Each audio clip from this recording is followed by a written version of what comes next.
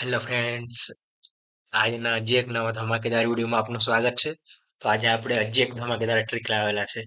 જે ફ્રેન્ડ લોકો જાણતા હોય તે ઘણું સારું ને નહીં જાણતા હોય તે આજે જાણી લેવો નવી ટ્રીક. તો આજની ટ્રીક છે આપલી કે કોઈ પણ આપણે બીજા ફ્રેન્ડની કે કોઈ બીજાના લેપટોપમાંથી આપણે કી કેવી રીતે કોપી કરવાની. તો ચાલો લેપટોપમાં જોઈએ હવે. તો અહીંયા આપણે આવી ગયા છે લેપટોપની સ્ક્રીન પર. થોડું પ્રોસેસિંગ લઈ છે એટલે તો અહીં આપણે ધીસ પીસીમાં જવાનું, ત્યારબાદ ડોક્યુમેન્ટ્સમાં, ત્યારબાદ તમને મળશે એક વર્ચ્યુઅલ વાળું ફોલ્ડર એમાં જવાનું, ત્યારબાદ મેપર્સમાં. એટલે તમારે જેટલા ટાઈપની કી બનાવેલી હોય એ મળી જશે. તો સૌ પ્રથમ જે ભાઈઓ આપણે નવી કી બનાવેલી હોય એ થાય કસ્ટમ મેપિંગના નામે.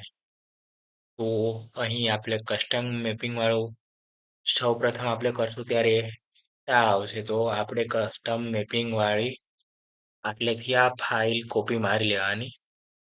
તમે આને રીનેમ પણ કરી શકો. હવે હું ધારો કે કીબોર્ડ હવે આને નામ આપી દઉં ખાલી એચ. તો અહીંથી હવે એકવાર હું રિસ્ટાર્ટ મારી લઉં.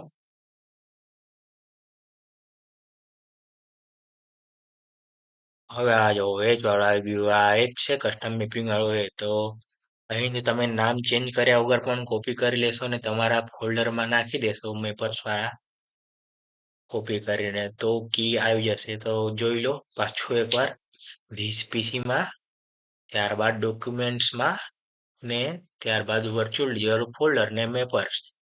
અમુક વાર એવું થાય છે કે વર્ચ્યુઅલ ડીજેનું ફોલ્ડર આટલે નથી મળતું ડોક્યુમેન્ટ્સમાં. તો તમારે ઘણું વિચારવાનું નહીં, આટલેથી સેટિંગમાં જવાનું, ત્યારબાદ ઇન્ટરફેસમાં આટલેથી કોઈ પણ સ્કીન સિલેક્ટ હોય કાંઈ વાંધો નથી. એડિટ ડિસ્ક વાળા પર ક્લિક કરીને આટલેથી બહાર નીકળી જવાનું ને આટલેથી તમને આ વર્ચ્યુઅલ ડીએમાં ડાયરેક્ટ લઈ જશે.